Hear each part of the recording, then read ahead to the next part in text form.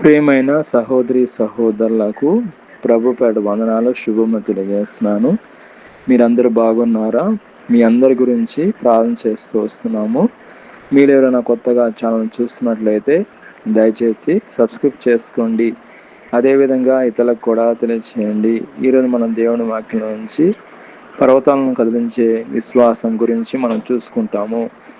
అది మార్క్స్ వార్త 11వ అధ్యాయము 23వ వచనంలో చూసుకున్నట్లయితే, ఎవడైనాను ఈ కొండను చూసి నీవు ఎత్తబడి సముద్రంలో పడవేయబడదానని చెప్పి తన మనసులో సందేహింపక తను చెప్పినది జరుగునని నమ్మినడలా వాడు చెప్పినది జరుగునని మీతో నిశ్చయంగా చెప్పుచున్నాను.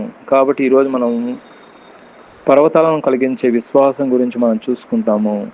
మనము ఈ సమయంలో పర్వతాలను కదిలించే విశ్వాసం అనగా మనం చూసుకున్నట్లయితే, ఇది అక్షరాల భౌతిక పర్వతాలను కదిలించడం గురించి కాదు, కానీ జీవితంలో ఎదురయ్యే అసాధారణమైన సమస్యలను, కష్టాలను, మరి అడ్డంకులను అధిగమించడం గురించి ఇక్కడ రాయబడి ఉన్నది. అదేవిధంగా దేవునిపై విశ్వాసం మనం పెట్టడం ద్వారా మన జీవితంలో ఎదురయ్యే సమస్యలను తొలగించడం జరుగుతుంది. అదేవిధంగా మనం చూసుకుంటే మాట్లాడే విశ్వాసం అనగా మనం చూసుకున్నట్లయితే కేవలం నమ్మడం కాకుండా మన విశ్వాసాన్ని మాటల ద్వారా వ్యక్తపరచడము మరియు దేవుని వాగ్దానాలను బలంగా నమ్మడము ఇందులో భాగము. అదేవిధంగా ఆవుగింజంత విశ్వాసం అనగా మనం చూసుకున్నట్లయితే మనకు ఆవుగింజంత చాలా చిన్న విశ్వాసం ఉన్నప్పటికీ అది దేవునిపై పరిపూర్ణంగా ఉంచబడితే గొప్ప అద్భుతాలు జరుగుతాయి, అసాధారణమైనవి సాధ్యమవుతాయి. అది ఆవగింజంత విశ్వాసం కలిగి ఉండడం వల్ల జరుగుతుంది. అదేవిధంగా మనం చూసుకున్నట్లయితే మనం విశ్వాసాన్ని ప్రతిరోజు పెంపొందించాలి, వృద్ధిపరచుకోవాలి, అభివృద్ధిపరచుకోవాలి, పెంపరాలి. అదేవిధంగా ప్రతిరోజు సాధన చేయాలి. మన జీవితంలో మన విశ్వాసాన్ని ప్రతిరోజు వృద్ధిపరచుకోవాలి, ప్రతిరోజు పెంపరాలి, ప్రతిరోజు సాధన చేయాలి, ప్రతిరోజు వృద్ధిపరచుకోవాలి. దేవునిపై విశ్వాసాన్ని మనం పెంచుకోవాలి.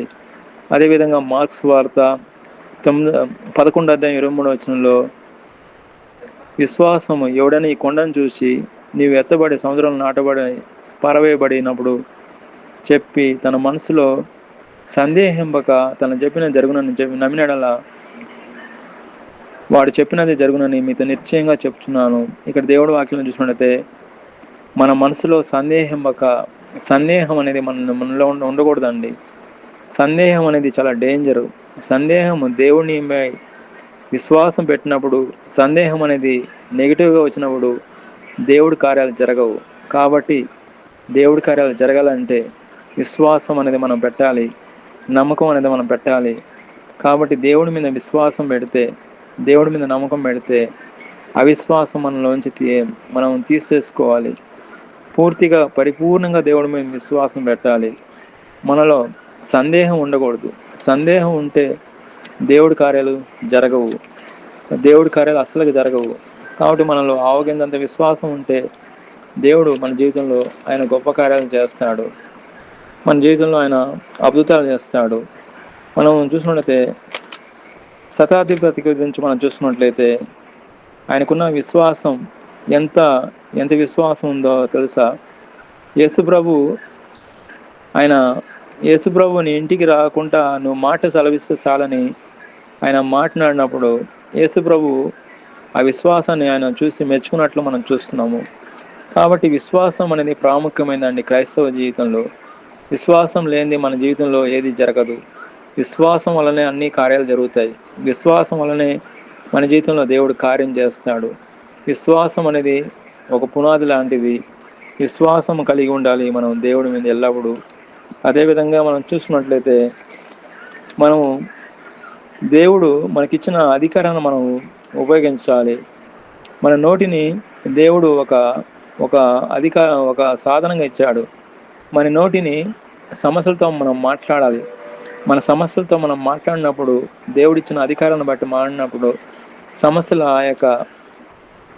మన నుంచి దూరం అవుతాయి.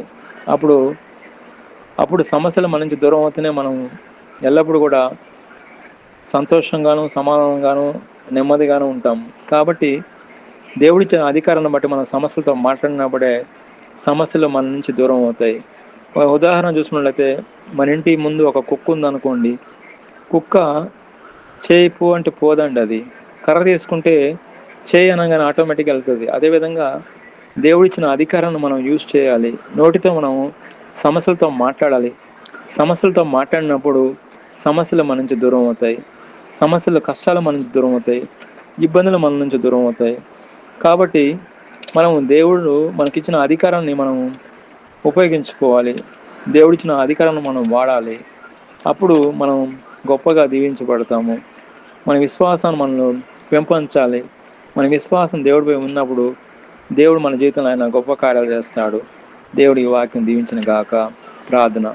ప్రియమైన మా పరలోక తండ్రి, యేసుక్రీస్తు ప్రభు పరిశుద్ధ నామమును బట్టి మీ సన్నిధికి వస్తున్నాం దేవా. నిన్న నేడు ఏకరీతిగా నా దేవా మీకు స్తోత్రం. ఈ సమయంలో ప్రత్యేకంగా నేను ప్రార్థన చేస్తున్నా. విశ్వాసం గురించి మీరు మాట్లాడిన దానికి వందనాలను. ఆ విశ్వాసం మా జీవితంలో బలపరచమని, మీరే మహింపరచుకోమని యేసుక్రీస్తును ప్రార్థన చేస్తున్నాం తండ్రి. ఆమేన్.